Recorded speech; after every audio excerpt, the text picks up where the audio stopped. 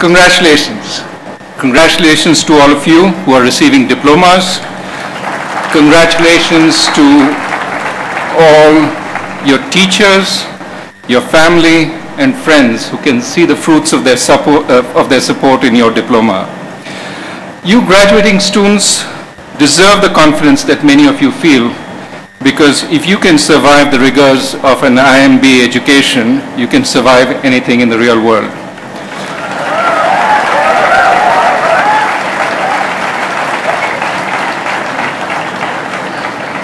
So convocation speeches are meant to give you one last set of issues to think about before you're let loose on the world. What I want to put before you today are the links between democracy and free enterprise, especially in the India that you will work in. Think of this as the last class in business, government, and society.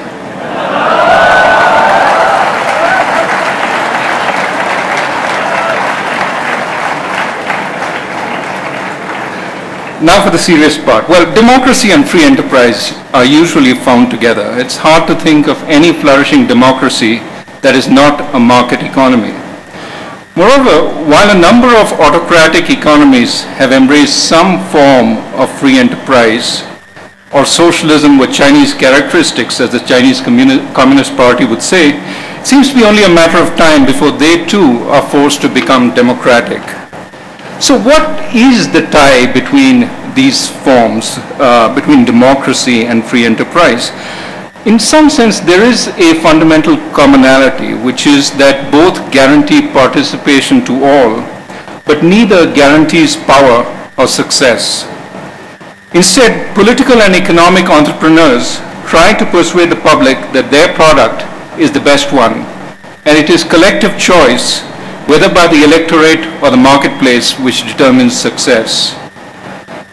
Now, these similarities are, of course, accompanied by considerable differences. After all, when you put together the choices in declaring winners, democracy treats each individual as equal, with each adult getting an equal vote, an equal choice. Whereas in the free enterprise system, it empowers individuals based on how much income they generate and how much property they own. There is therefore an inherent tension between systems. The less well-off majority could vote to dispossess the rich and the successful. And the rich, through their money power, could try to erode the political rights of the voter. Indeed, there's a delicate balance between democracy and free enterprise, which, if upset, could destroy both. And as I will argue in this talk, the government plays a critical role in maintaining the balance. The implications for India are considerable, and I'll come to them in the course of this talk. Now, think of why they coexist. One reason that the median voter rationally agrees to protect the property of the rich may be that she sees the rich as more efficient managers of that property. So, to the extent that the rich are self-made, or have come out as winners in a competitive, fair, and transparent market, society may be better off allowing them to own and manage wealth, while taking some reasonable share as taxes. The more, however, that the rich are seen as idle, incompetent, or crooked, the more the median voter should be willing to vote for tough regulations and punitive taxes on them. Now, in today's Russia, for example, property rights do not enjoy widespread popular support because so many of the nation's fabulously wealthy oligarchs are seen as having acquired their wealth through dubious means. They grew rich because they managed the system, not because they managed their businesses well. When the government in Russia goes after a rich oil tycoon like Mikhail Khodorkovsky, few voices are raised in protest. And as the rich in Russia kowtow to the authorities to protect their wealth, a strong check on official arbitrariness disappears. Government is free to become more autocratic. Now this is Russia, but in contrast, under conditions of fair, transparent competition, the process of creative destruction tends to pull down badly managed wealth, replacing it with new and dynamic wealth. Great inequality built up over generations does not become a source of great popular resentment. On the contrary, Everyone dreams that they too will become rich, and they support the system that allows them the opportunity. So one condition for the free enterprise system to have democratic support is that it be seen as competitive and efficient, allocating rewards to the bright and capable people like you rather than just the well-connected. The second condition, however, is that most people should believe they have a reasonable shot at success in that free market. This is not a given. A poor child growing up today in an Indian village with bad nutrition, indifferent teachers, and limited access to the kind of learning opportunities available in modern cities like Bangalore starts adult life with a very different chance of success than most of you, a point that Dr. Pankaj Chandra has already raised. You have no doubt worked very hard to get where you are, but you've also been lucky to have been born in a supportive family or a community which inculcated the right work habits in you. Now, a certain amount of inequality in circumstances is inevitable and even useful in giving people incentives. But too much, and it breeds resentment of the free enterprise system. Why would the poor vote for expanding free enterprise? Why would they vote for more good jobs in finance and in consulting when they know they simply are not good enough to get one themselves? Why not instead vote for the traditional politician who promises patronage and sometimes even delivers on his promise?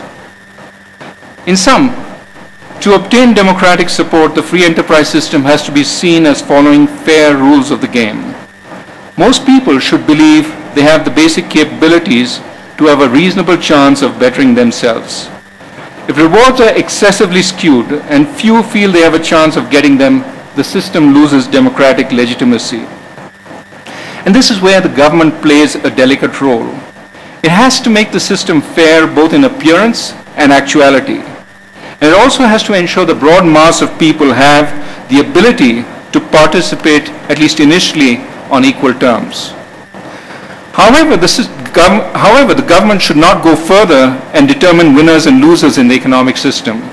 For if it does that, it makes the political vote dominant over the economic vote, leading to long-run inefficiency. Equally, it cannot let money power buy votes, for that would make democracy a sham.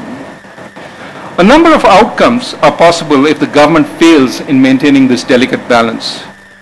One is corporatist capture, where entrenched incumbents such as industrialists or trade unions skew the system further in favor of themselves. This has been Mexico's plight, though the new government of President Peña has decided to take on the corporatist interests by cutting the telecom barons down to size and arresting the head of the teachers' union.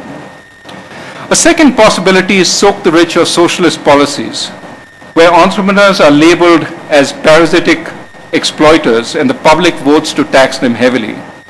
France is currently in the midst of implementing these policies and discovering how costly they are as the industrialists leave. A third is competitive populism, where the dominant elite tries to buy off those falling behind with sops such as cheap credit or free consumer goods. The United States, before the recent crisis, could well have been accused of encouraging cheap housing so as to assuage the anger of the middle class, which was experiencing stagnant incomes. Now, these possibilities, when carried to an extreme, lead to very bad outcomes. Corporatist policies in the past have led to fascism, socialist policies have led to communism, and competitive populism lead to economic crisis. All three outcomes, unfortunately, are possible in India today. We import over 100 million tons